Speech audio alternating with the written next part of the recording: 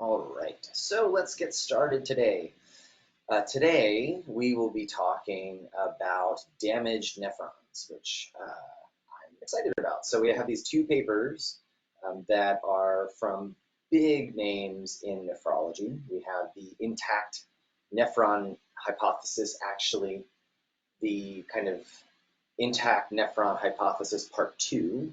This was an updated uh, version of the manuscript that was responding to some criticisms of the initial manuscript, and that's from Neil Bricker, again, big name in nephrology. And then the second is the concept of hyperfiltration in remnant nephrons. And also big names there, Tom Hostetter, Barry Brenner. Brenner, obviously, from the kidney. We covered some of his articles, I think maybe in the first week, maybe we went over a Brenner article or not. And for Hostetter, Larry Adams actually said that Hostetter was part of his PhD committee, which is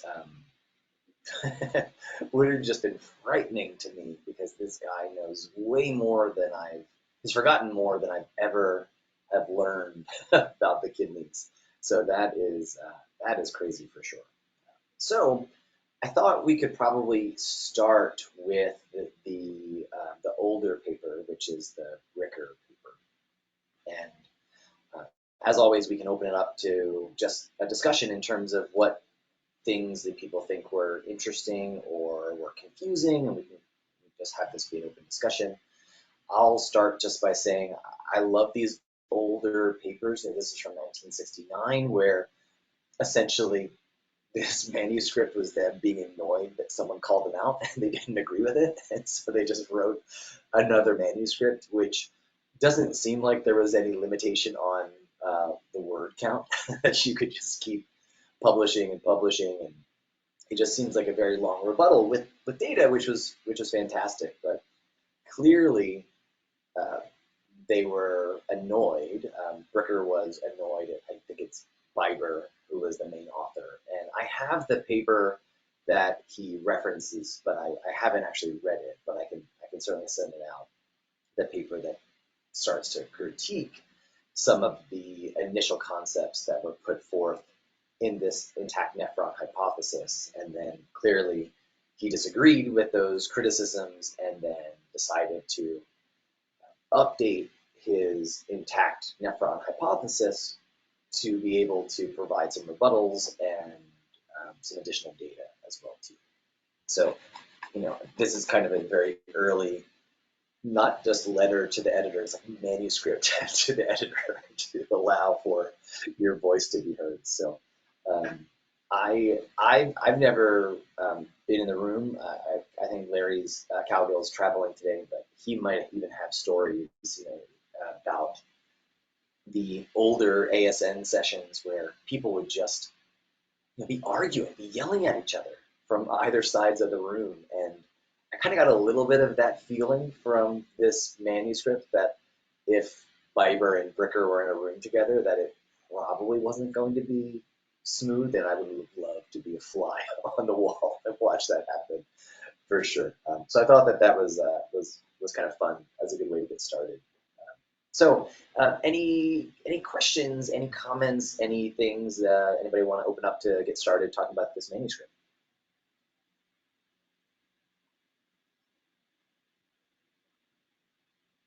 I think I'm going to share my screen just so that for the video we actually have something to look at. Otherwise, it's just going to be just the audio. So I will get that arranged as if anybody else wants to make any comments or questions or anything like that. I just thought it was pretty fascinating that the kidney tries to do its job of maintaining homeostasis even in the disease state. And so it was pretty fascinating to kind of look at some of those figures to see how it achieves that. Yeah, some of those figures I thought were so excellent that they are basically just repeating some of those curves that we've seen over and over again with GFR and creatinine. It looks pretty similar to that curve, and it's just a very interesting concept that we have back and forth. Um, sorry, I don't think I'm able to share my screen without quitting and opening up again, so we just won't have anything pretty to look at, which is fine. Yeah, I, the I think for me, I think it was just really nice to read some of these older ones that discuss some of the things that we know now or maybe take for granted now, when we're discussing and where this information came from. When I was working on a review article some years ago and diving into some of these comments that we just classically, like, half the time you don't even necessarily see a citation for, and it's just what people say, and it's like, where did this originally come from? So I think it's really nice to look back at that. Yeah, I really stumbled upon this when I was just trying to do a deep dive to answer the question, why is chronic kidney disease progressive? Why does that happen? And for me, I accepted it because I was taught that it was going to be progressive, and the best that we could do would be just to slow that rate of decline. But it was never justified well enough that I understood, or I didn't understand what was being taught to me. So I think a lot of these manuscripts come from where I've gone back to try to actually understand a concept that I've been told and that I repeat, but I actually didn't comprehend at a good level. And I think it brings up really good questions on what actually is the nature of chronic kidney disease. And there are lots of different thoughts, and there are probably lots of different phenotypes that are occurring. That the process of the compensatory changes of surviving nephrons is damaging and will cause secondary and tertiary lesions that will reduce their function and will cause those nephrons to die for the short-term benefit of trying to minimize the reduction in GFR. And that in itself could lead to progressive kidney disease. But there's also concerns, well, are there active injuries that are occurring throughout the course of progression of kidney disease? And people had discussed, I think it was maybe Larry and David, Shelley, you might certainly be on that paper as well too, where it was basically an editorial of, is progressive kidney disease a combination of multiple small acute kidney injuries or active kidney injuries versus just a progressive decline in kidney function. And I think it's an interesting concept. They don't really discuss that at all in these papers. They're just talking about how nephron loss leads to these changes, which are short-term beneficial, long-term actually maladaptive. But that concept, it might not have been super active at this time. We actually have an abstract that just got submitted, two abstracts that just got submitted on using biomarkers. And one of them was like defining mathematically progressive versus stable chronic kidney disease. And I think in recognition of that question is progressive kidney disease, an ongoing progression or kind of mini hits where they compensate each time, and each time it deteriorates on your functional mass, can be partially like looked at in that eye of the abstract that we'll have at ACVIM, where there are definite populations. The rate of progression is highly variable among all of these dogs, and some of them essentially have no progression, and then others progress quite rapidly. Yeah. So, it doesn't completely answer what's happening to the ones that are progressing rapidly, but it is kind of interesting in the light of this discussion. So Yeah, we don't really touch on that in these two manuscripts on acute injuries or acquired active injuries that could happen in addition, and diseased kidneys potentially being more susceptible. And there's certainly human data that shows with chronic kidney disease, you have an increased risk of developing acute kidney injury, and that risk is actually higher with higher stages or more progressed stages of end-stage renal disease and CKD in people. And I think that is similar to what I see clinically. So that wasn't really discussed here, which I think is fine. It's good just to know, even in the absence of those active or acute injuries in the face of CKD, you're still going to have progressive nephron loss. But it is, as you say, Shelley, it's so variable. We have those patients that they haven't budged for their creatinine in years, and others that, despite all of our best efforts, they're just getting worse, and we know that they're going to, they have months maybe before we just can't sustain them anymore. And it's interesting to see if some of those biomarkers might help us identify the different populations, and if we can identify them, then maybe we can actually start studying some interventions to try to figure out what might be helpful to try to slow that down.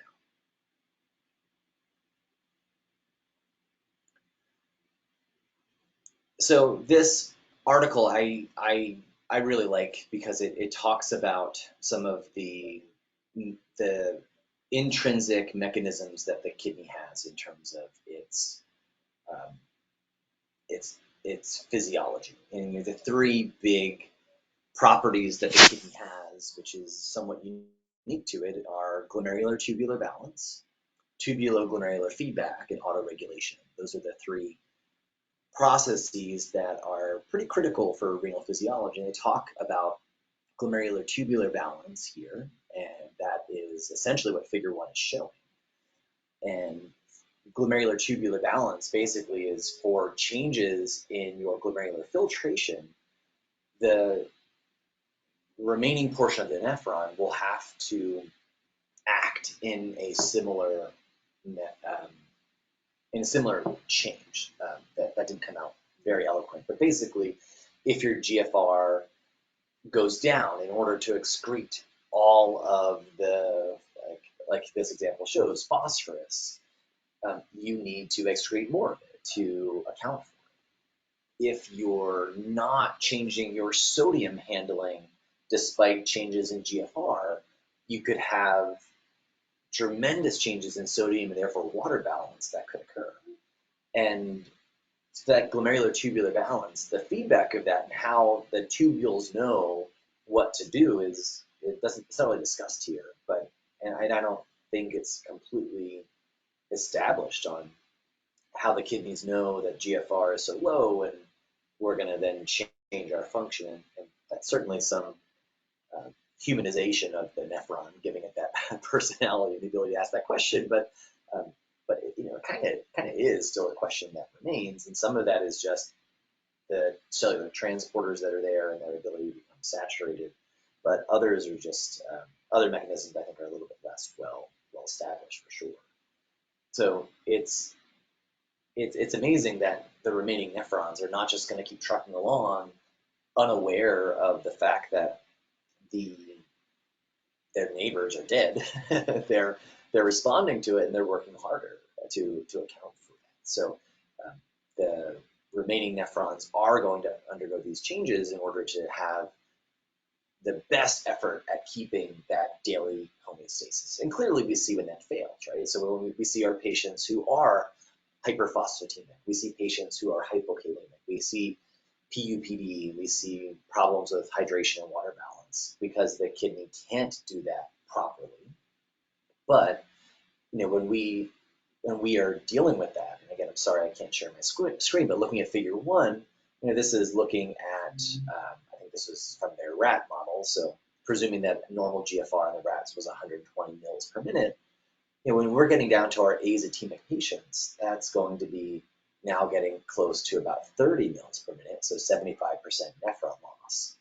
And you can see right there, that's where you're starting to have that really steep increase in the curve after you lose just a little bit more GFR. So our patients, and I always think it's funny when we talk about early CKD, like, oh, the creatinine's only 2, this is early CKD. Great, you have 20% of your nephrons surviving, or 18%. That's early kidney disease, which clearly is not. It's very late in the sense of how much GFR is lost, how much nephron function is lost. But most of the patients we're seeing are on this very steep end of the curve, especially when we're talking about stage 3 and stage 4 patients, where we're more likely to see um, hyperphosphatemia that can't be balanced by the increase in PTH and FGF23 and other factors.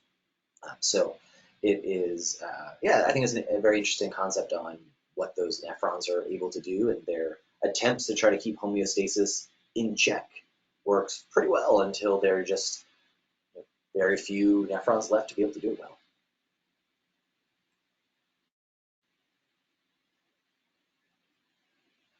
I thought figure 2 was also interesting because it showed the compensatory changes that needed to occur in order to handle, this is when these rats essentially were sodium loaded. And it shows that those remaining nephrons have a greater capacity to change, or maybe not a greater capacity, but they were capable of having a greater overall change in their function. Because there were more nephrons when the GFR is higher at 120 mils per minute, each one actually needed to change less in order to account for that increase in sodium load. So it doesn't mean that those nephrons were incapable of it, they just didn't need to because they had more nephron mass. And then when GFR is reduced, those nephrons have a much more significant change in their sodium excretion per nephron in order to, again, achieve the best they can for keeping things normal. Now clearly it isn't normal, because if you look at the fractional excretion of sodium here, normal is typically less than 1%, and even with sodium loading these normal rats is still well less than 1%. And the patients who have decreased GFR, they're already starting at about maybe 8% or so. So that fractional excretion of sodium means there's sodium wasting, they're going to be urinating lots more because that water is going to follow it. And in response to that sodium load, they have a much more significant increase in their fractional excretion of sodium. It goes up to 15%, which water, again, is just going to follow that. So it's not normal. They are able to make big sweeping changes to try to minimize it, but they don't minimize it, and it's still very abnormal. So it's one thing I thought was missing from these two manuscripts is, okay, well, sure, we can see all the effects of what's happening and what the single nephron GFR does and the mechanisms for it, but ultimately it doesn't work, and it's not successful in the uremic patient. The uremic patient has already failed these compensatory mechanisms, and so these are great and they're very important to help prevent the uremic state, but we don't often get those patients. We're seeing them for their uremia, which means that we're already kind of exceeding the ability of those remaining nephrons to compensate, or the process of compensation has caused more of those nephrons to lose and things like that. Any other comments on those two figures, or any other questions on this article? I have some other comments I have, but I just wanted to make sure I'm not stealing the show here.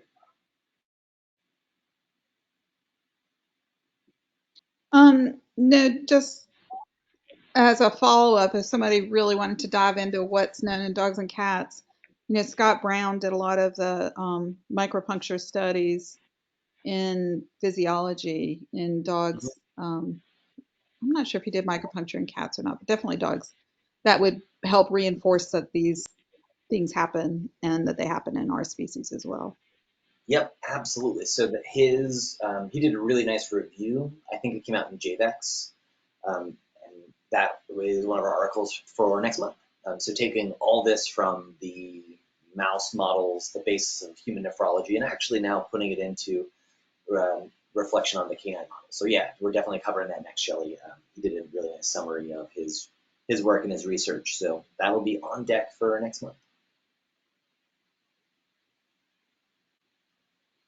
A couple things I thought were interesting is they do talk. He talks a little bit about the acid base and how even throughout kidney disease, you have all bicarb that's reabsorbed, which is certainly great, but we certainly see metabolic acidosis quite commonly in our patients with CKD, and maybe that's due to the fact that they're not um, able to eliminate hydrogen quite as well. Maybe they're not actually able to regenerate bicarbonate quite as much as well too.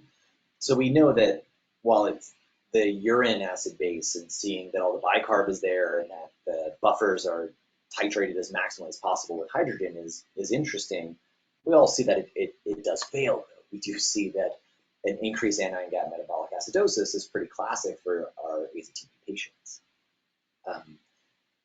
He goes on a little bit later in that paragraph talking about phosphorus excretion as well as ammonium excretion, saying that ammonium excretion per nephron may actually increase in uremia. Now, and we do actually have one study, and that was a study from Tufts that looked at cats. I think it was pretty small. I think it was only 18 cats with azotemia, and it was a bit of a mixed bag in terms of having chronic kidney disease, acute kidney injury, acute on chronic kidney disease. But they found 22% of those cats had hyperammonemia. So they had increased serum ammonium concentrations, presumably due to decreased ammonium excretion from the kidneys. So I think that's not surprising because as has been said, okay, the surviving nephrons might do more work, but ultimately they might not be able to do the normal load that's there. So we'll have hyperphosphatemia, we'll have hyperkalemia, we'll have hyperammonemia as a result of it. So that was the only paper that I could recall, certainly recently, that it's looked at dogs or cats and their ammonium concentrations. But it was interesting. Small study, again, only about 18 cats, but 22% of them did have an ammonium level that was outside the reference range. And then they kind of finish a little bit later with potassium, and they make this comment that potassium excretion can exceed the amount that's filtered, and that's difficult to induce in the presence of normal nephrons. And that's always been an interesting concept to me as well, too. And I think Hattie Syme has some data on this. I remember her talking about it at a meeting, something that she hasn't published, but they looked as part of doing a bunch of other analyses. They had cats with CKD, and they were evaluating the fractional excretion of a bunch of different solutes. And many of those cats would have a fractional excretion of potassium that exceeded 100%. And whenever you have a fractional excretion that's over 100%, that means you're excreting everything that is filtered, and then you are also actively excreting or actively secreting potassium as well, too. And this was another kind of early question that I had, again, something that didn't make sense, is why do we have hyperphosphatemia in states of decreased GFR, but we more often, especially in a cat, will have hypokalemia? What's so different about phosphorus and potassium, where decreased GFR leads to accumulation in one and often a deficiency in the other? And they don't really talk about that here. The potassium section was actually quite small, just within this one paragraph. But has anybody else encountered that or have like an easy explanation for it? I tried to explain it to trainees, and I think I end up getting a glazed over look because you end up going kind of deep into physiology for it. But anybody else have any like colloquialisms that they have that can easily kind of explain the difference between seeing hypokalemia and hyperphosphatemia in more progressed states of kidney failure? Well, I think they're regulated under different things, but Steve Dow, this JD, this way predates you, but Steve Dow looked at hypokalemia in cats a long time ago, and it was kind of when we had more acidifying diets because that was kind of the trend to treat lower urinary tract disease, and those cats would become intracellularly depleted, and of course potassium is largely an intracellular ion, and so once the serum gets low, the muscle's depleted. And they would get, of course, myopathy and reversible myopathy and nephropathy. And so that was probably back in the 70s, 80s when he published those. And Yeah. then, but Dennis Chu has alluded to the fact that he and DiBartola had data showing that cats, even when their serum potassium is normal, their muscle potassium is depleted. And potassium itself, so the higher flow rates through the kidney, the more you excrete potassium, the more likely you are to lose excessive potassium because you don't have time to reabsorb it. And so I'm assuming that at least in part in the chronic kidney disease patients, it's because of high urine flow volumes. And then if again, there's not as many regulatory hormones as maybe there are phosphorus, or maybe that's not even true. Maybe they both have a lot of regulations. It's just different factors. But it is that the potassium reabsorption is flow dependent. So when they're polyuric, they're more likely to leak a lot out, and we don't see it until the whole body is depleted. Right. Yeah, and it's interesting because then you think of, well, what there's 99% of phosphorus is in bone, and maybe that's just very slow to mobilize. And yes, I think aside from Aldo, I don't think that there's any other hormonal induced potassium absorption in the nephron. I could certainly be wrong there, but I think it just might be Aldo, where clearly you have PTH, calcitriol, FGF23 that are all going to affect your phosphorus handling, so that it is a lot more complicated. And that's where when I start explaining it, the hypokalemia with especially just increased tubular flow rate. Like, okay, yeah, I think people get it. They're good with that. And then they're like, well, how come that doesn't happen with phosphorus then? You still have increased flow rate. How come you're not losing more phosphorus? And then it just becomes like, all right, well, sit down. I'm going to get the dry erase markers out, and we're going to have to draw the nephron. And I seem to never be able to explain it well enough in the point that they leave, my trainees leave, and they're like, yeah, okay, that makes sense. They're always like, I'll take I your don't word think for it. phosphate reabsorption is flow dependent. Like I think that they're different. Their reabsorption mechanisms are different. At least that's what Jim Revere taught me when I was in graduate school, is that potassium was specifically flow dependent. Well, that would be the easiest explanation that people would be able to grasp it. Yeah, and I like easy, so maybe that's why it hung onto my mind. I like writing on the board, so maybe that's why I go to the other direction. Okay, so any other thoughts, any other questions about here? Again, as Jessica said, I think it's really nice to see some of these data and these changes that we often talk about as compensatory changes, but actually showing the numbers and seeing what happens and getting to the roots of these concepts that I certainly had taken for granted as truth because they were told to me as truth, but being able to repeat it versus actually understanding it is certainly two different things in my brain for sure. So I think a lot of these articles are you guys are going along my path of discovery as I've gone through and tried to understand some of these concepts a bit better for myself. And again, I blame my ability to learn in the first way. But certainly we didn't cover, we weren't looking at these old manuscripts in med school or residency for sure. Any other thoughts on this one before we jump over to the other one?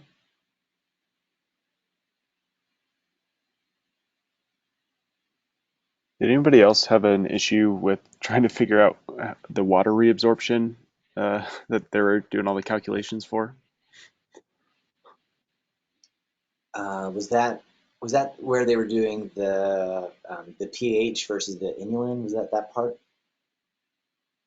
Yeah, I just got super confused. I tried to read it a couple times and I was just like, this might be a little bit over what I'm trying to grasp right here. Yeah, I certainly I didn't highlight anything in that section because I don't think I took away anything that was like a big meaningful passage, and that could reflect that my eyes were starting to get a bit glazed over as I was doing it. But I think we can kind of work through some of those concepts because they're good to know. So they're looking at this is a model where there is unilateral kidney disease. I think this might have been a unilateral pyelonephritis model, and so they were looking at the function of one kidney versus the other, and they said that the clearance of PAH over the clearance of inulin would be the same, that ratio. And so inulin, I think we probably all know, but just so we're on the same page, inulin is considered one of the gold standard markers of GFR measurement because it's a solute that is only excreted via passive filtration across the glomerulus.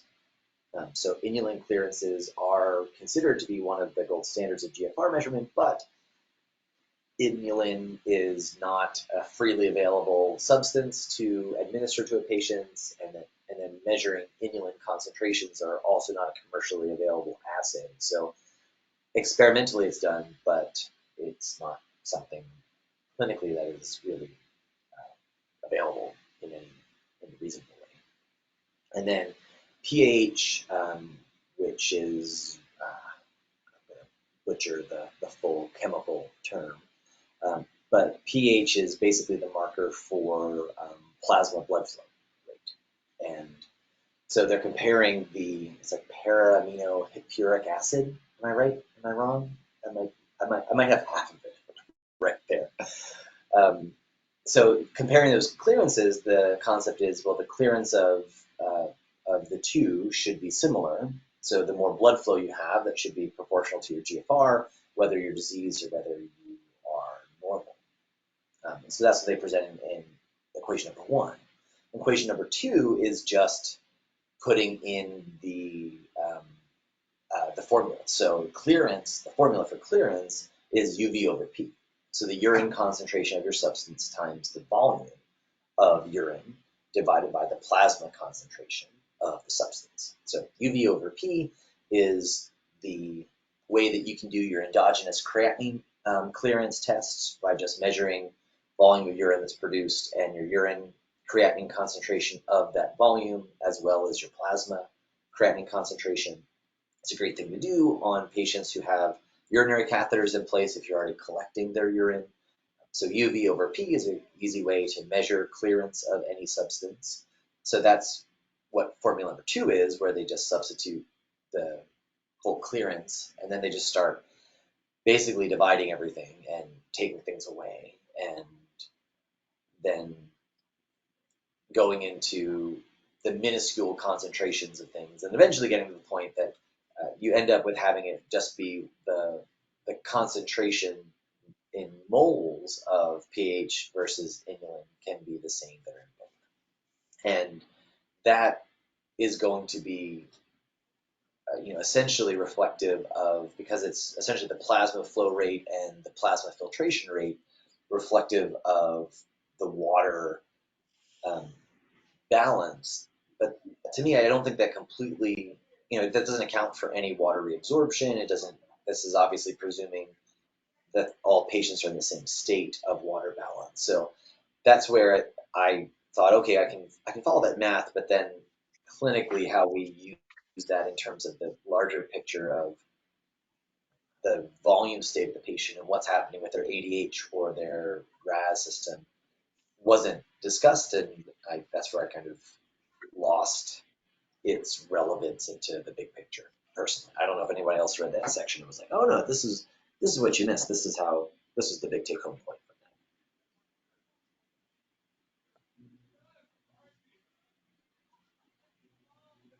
that. Anybody else want to jump in on the ratio of pH to inulin, what they were comparing there? I certainly might not have done a eloquent way of explaining things.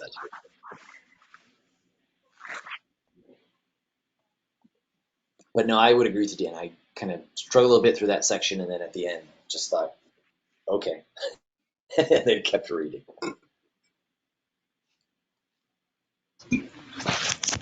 Great, thanks. not sure for what, but you're welcome. Okay, well, why don't we hop over to the other article? That's the Hostetter article. That's hyperfiltration in remnant nephrons, a potentially adverse response to renal ablation. And here, I think it really parallels what was presented in the intact nephron hypothesis, where now we're actually getting some of the mechanisms that could be responsible for those changes that are present. And they talk about here how as you have reduction in renal mass, the remaining nephrons will have an increase in their single nephron GFR that is going to correlate to that loss of renal mass. So the greater the decrease in function, the more that those remaining nephrons have to increase their function in order to try to maintain that homeostasis. But that is the same process that can actually be very detrimental and can lead to these changes that will cause progressive nephron loss. And this article does some investigation into the exact mechanisms of how that hyperfiltration might occur. So any questions, comments on this one? Any areas that people want to kind of dive into to get started?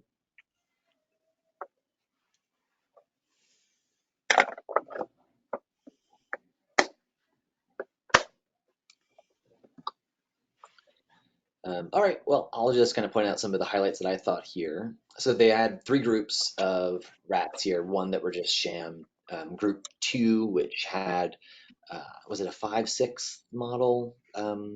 Yeah, 5-6 infarction of the left kidney and right nephrectomy. So they're operating off of 1/12 of their overall kidney function.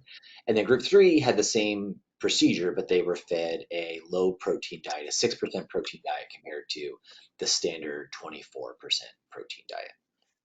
And they were fed that for 1 to 2 weeks before they had their procedure performed, and then continued until the point of the micropuncture study, which was 7 days after surgery. So they they knock these rats out with inactin, which is just thiobarbital, which I remember from vet school and remember seeing some practitioners that I worked with and shadowed using thio. But I like how you just use the trade name. You don't actually even have to use the generic name in these older studies. And they talk about methods and whatnot. There is a review that was fairly recent, in the sense of for how long micropuncture has been going on for. I think it might have come out in maybe 2009. That's a review on micropuncture. I can send that out as well too to everybody in case you're interested, in terms of some of the methods and actually what it looks like when you do micropuncture studies. So I can share that because clearly it is an important part of what how we learn so much about each nephron segment and whatnot. So just learning more of the methods is a bit more is helpful, I think. All right, well then we get to the table one, which you either have to flip your computer over or turn your head sideways, and it shows some of the major changes that we're seeing in these patients after their interventions. And it's interesting that they just look at their plasma urea nitrogen concentration. They didn't look at creatinine, which might be, I have no idea actually. I have no idea why they chose not to look at creatinine and just looked at their plasma urea concentration. But clearly the normal rats that didn't have any interventions had a PUN, well, I'll just call it BUN for habit, of 20. And then those who had the 5-6 nephrectomy, plus other nephrectomy, so 11/12 total nephrectomy, their BUN more than quadrupled up to about 90. And then those rats that were fed the low protein diet, they still had an increase in their BUN, but it only increased by about 50%, went from 20 to about 28. So it was a much more attenuated increase despite having that same model that was there. They all have the same hematocrit, which is not a big surprise because this is only 1 week after the injuries that were present. And then when you look at the glomerular capillary pressure, significantly increased in this the group 2 rats, where the group 1 and group 3, those were not statistically different from each other. Those are about the same. So we'll kind of get to the end of what that actually means. When we look at the single nephron GFR, we can see that the single nephron GFR is higher in the group 2, and it's not different. It is actually higher in the group 3, but that didn't reach statistical significance. But certainly the surviving nephrons were working a whole lot harder.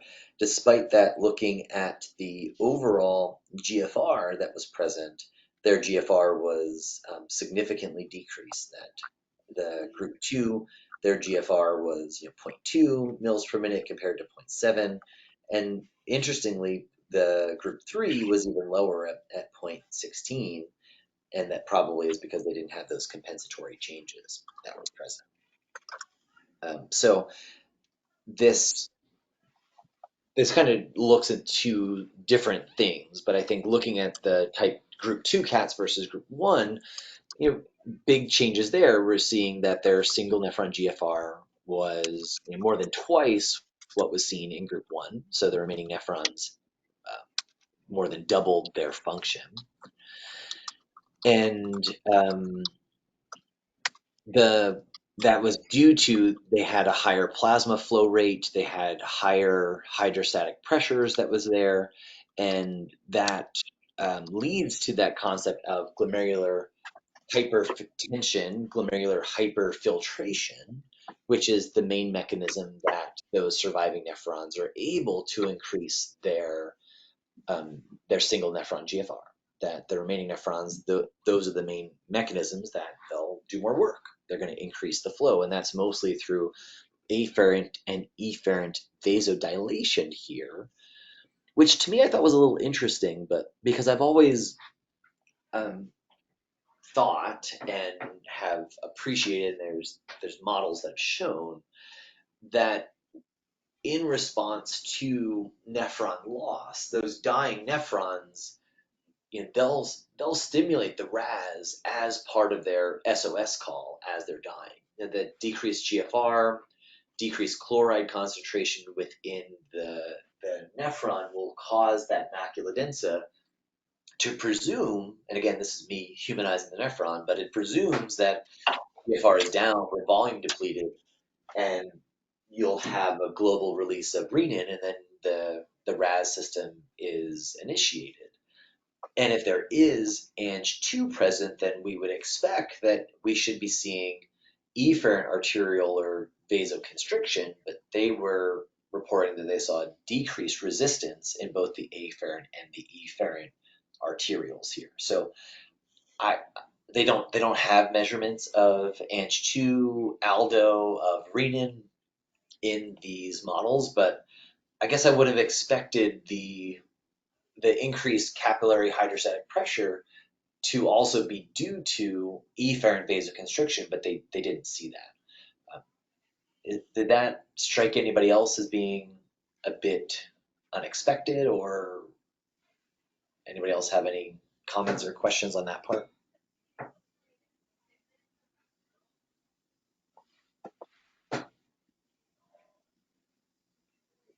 And maybe it's just a model, and maybe a week after is not sufficient to see some of those changes. Maybe some of the initial autoregulatory mechanisms are going to be the overriding compensatory changes. I don't know, but I would have expected something a little bit different. So to me, I thought group 2 versus group 1, you're seeing, okay, well, this is what those surviving nephrons are doing in order to increase their function and to try to maintain that homeostatic state as close to as normal homeostasis as possible. And then it's interesting you introduce this group 3, which again had the same intervention, but were just fed significantly reduced protein in diet, and you have essentially an amelioration of all of those compensatory changes. That those rats did not have an increase in their single nephron GFR. They had a global reduction in their GFR. They did have azotemia that was going along with it, but interestingly, their azotemia was not as severe as those rats that had the same model but did have those compensatory changes. And maybe that's just because it was plasma urea nitrogen and they were fed a protein restricted diet. So maybe that's not the best metric for it. Maybe if they were measuring creatinine, you'd be able to appreciate some of those differences. So that certainly was one of the criticisms I had just using that and looking at protein in their diet. But similarly, they didn't see the increase in their hydrostatic pressure. They didn't see the increase in the capillary blood flow rate or anything like that. And their electron microscopy and the lesions that were present were dramatically different. They weren't quite normal. There were still some changes that were there, but it was much improved compared to those rats that were in type 2. They were group 2, sorry. They noted these blebs that they called them on the endothelial surface of the glomerular capillaries, and those were seen in the rats that were in group 2.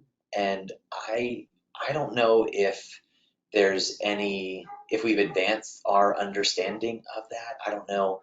Jessica, Mary, are you folks familiar with that?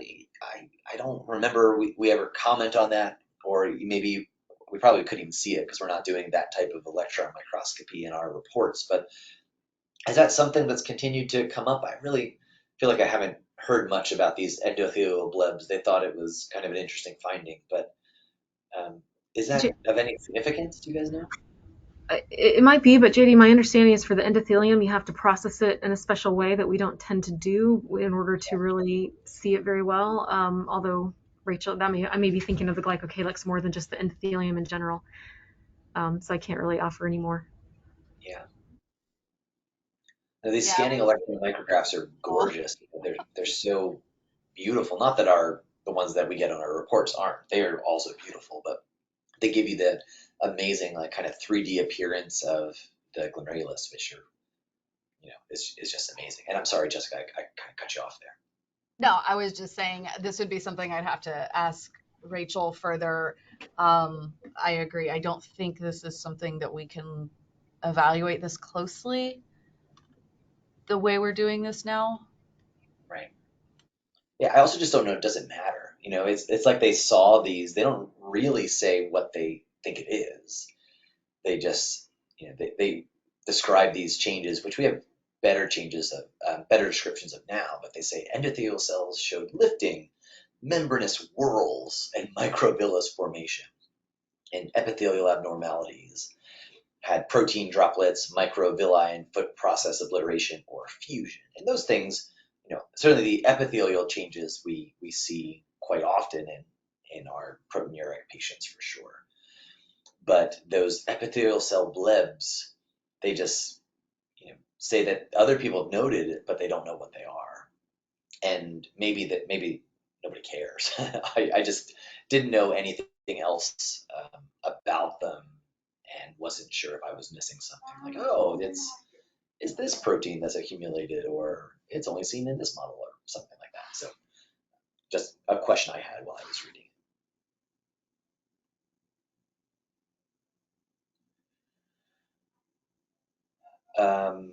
So my big take-home point from this was the increased glomerular hydrostatic pressure that's seen can actually injure the nephrons, and that's one of the main mechanisms that we think of as getting the secondary glomerulosclerosis that can occur.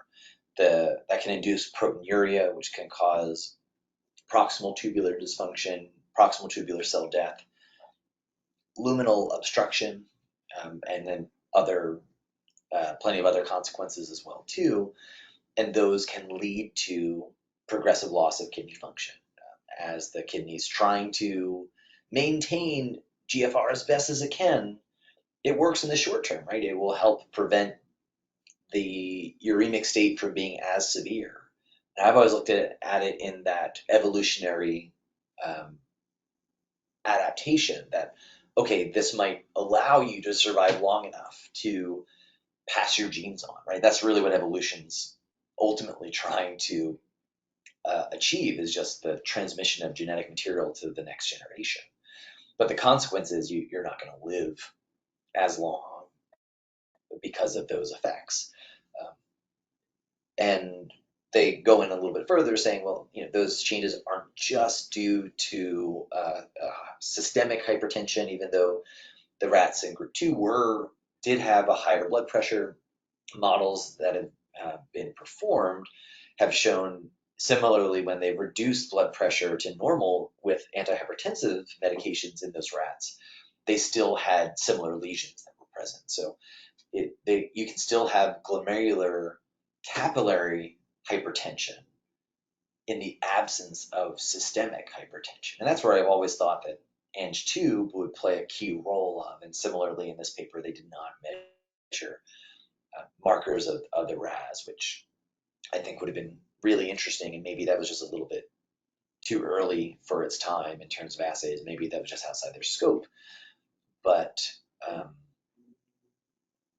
I thought those are pieces of the puzzle I still wanted to see.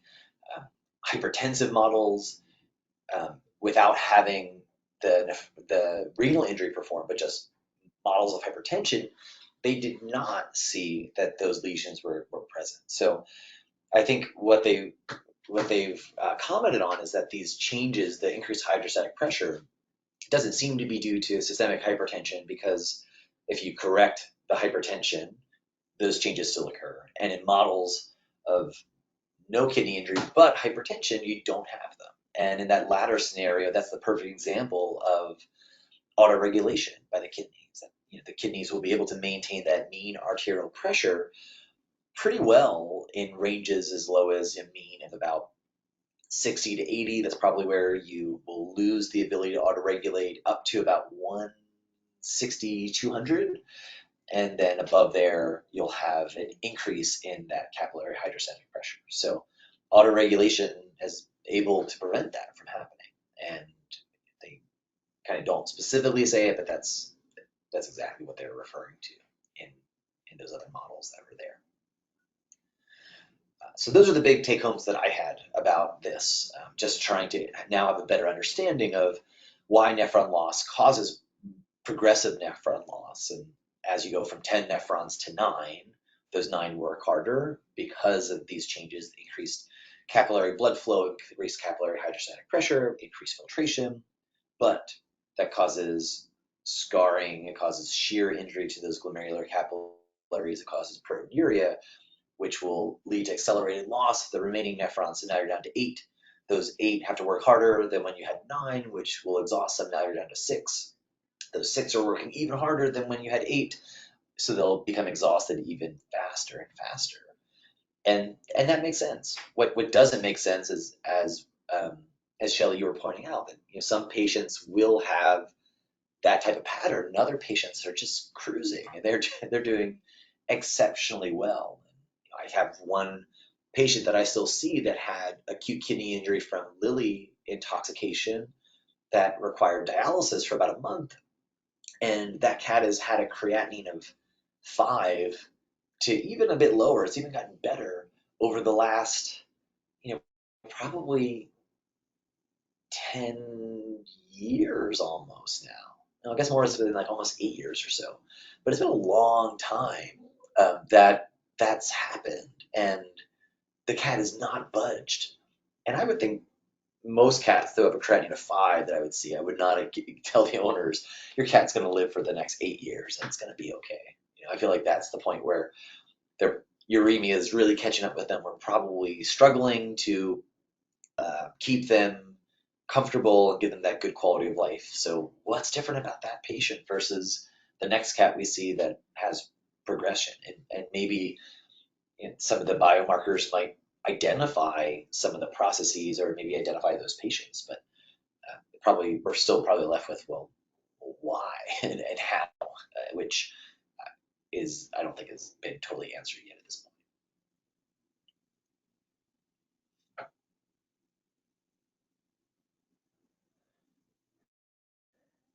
Any other comments, questions, things that people didn't understand, things that people thought were interesting that I passed over or did a poor job of explaining? I think it was interesting. To me, it was interesting how much the dietary protein content seemed to ameliorate the pathology in that group 3.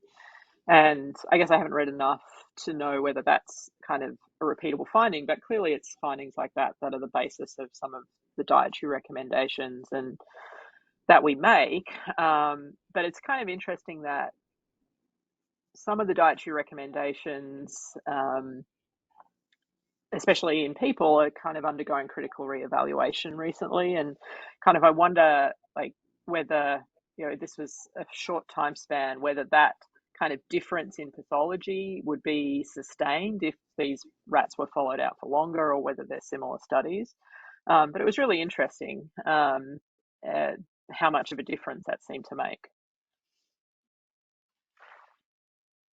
Yeah, and I'm certainly our patients who are fed the prescription diet still have progressive loss of kidney function, still have these changes. But is that because we're intervening not 1 to 2 weeks before their injury, but we're intervening maybe even 1 to 2 years after their injury when we are actually identifying it? That's really hard to know when the initial injury might have occurred. And to me, I still get questions about this when lecturing. I lectured for the first time in person last week. It was weird, but it was great to actually be talking to people face to face again. And I got that question there, like, what do you think about the debate that still is ongoing? That there are people that continue to say don't feed these protein and phosphorus restricted diets to patients with kidney disease, particularly cats, that instead they need high protein diets because they're obligate carnivores. And this debate goes on for a long time. And there were articles that were published in the vet clinics in North America back in, oh geez, when did that come out? Maybe 2012, maybe even earlier. And Kathy had arranged for some of those voices to have a debate at Renal Week, which was really interesting to hear. And I think that continued into ACVM that year as well too. But it still is there, and you still have these proponents of these high protein diets. And to me, I don't know how we, with even knowing the physiology and pathophysiology of these models, but then taking into account the 5 studies that have been done in dogs and cats with diet that have all shown, to varying extents, slowing of progression of disease, decreased risk of uremic complications, prolonged survival. I just don't know how you can ignore those things and say, yeah, well, that sounds good and all, but cats would prefer to eat high protein diet, so feed them that. I'm like, well, sure, I might prefer to eat, double veggie burgers every night for dinner, but that's probably not good for me if I'm left to my own devices. But that Well, debate's still that would there. that would be an interesting thing to do. I hate to say this because I know you'll volunteer me then on for one of our journal clubs, because there's a paper out that looked at acceptance of renal diets in cats that refutes that you can't get them to eat it. And I hate that argument. I think the biggest argument for renal diets right now in cats is the question about nephrolus and the calcium phosphorus balance. And to me, that's the one that we all should be paying attention to. The Yeah, protein content one that was, happening 10 years ago or so, I think that was the cats weren't eating their calories. And if you could get the cats to eat their calories, then they're eating their nutrition. So you have to manage all the other comorbidities around it. right. I totally agree. And this was probably back when I was a technician, but even before vet school. But I remember where we just had KD at that point, and it wasn't nearly. I mean, think about how often the companies have changed their flavor profiles and things like that over time. That there's no way that KD 1.0 was as palatable and accepted to cats as now when you have loaf and stew and lamb and chicken and fish and all these different flavors, that it is so much better accepted here that I would agree that we don't have a lot of issues related to that. Despite that, you'll still see people on bin that are saying, well, don't do KD, that you need to give them more protein than less protein.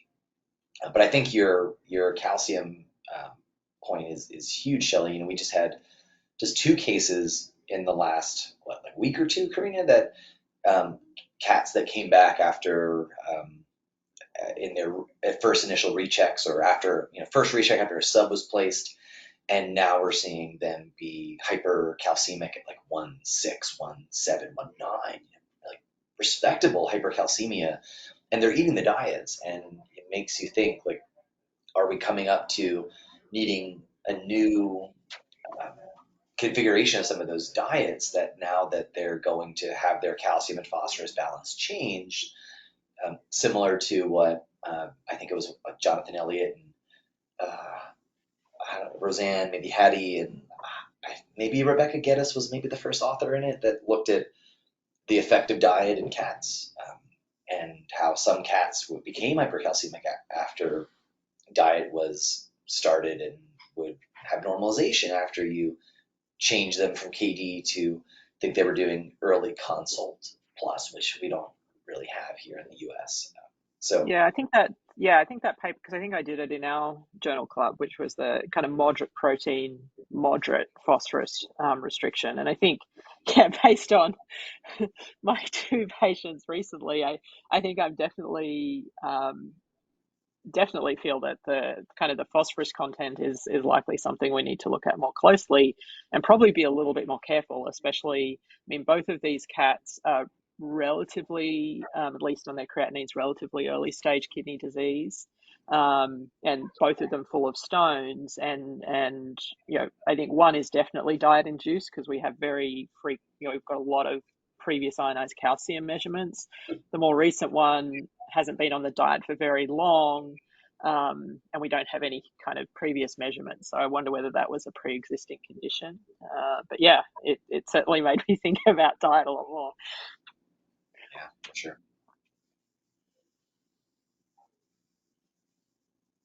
Great. Well, I know that we've extended a little bit past our hour. Any final questions, comments that anybody might have? Again, thanks everybody for coming in. Apologies for any confusion that I might have created with my email and the announcement. I will be sure to make it more clear when I send out the next announcement. But I will certainly post this video on our YouTube channel, and then, well, I'll post it on YouTube and I'll link it onto the page. And then I'll send an email out with the articles for April. And I look forward to chatting with everybody again then. Thank you, JD. This was good. Wonderful. Thanks. Thanks for coming, everybody. Hope you have a great rest of your week, and talk to you soon.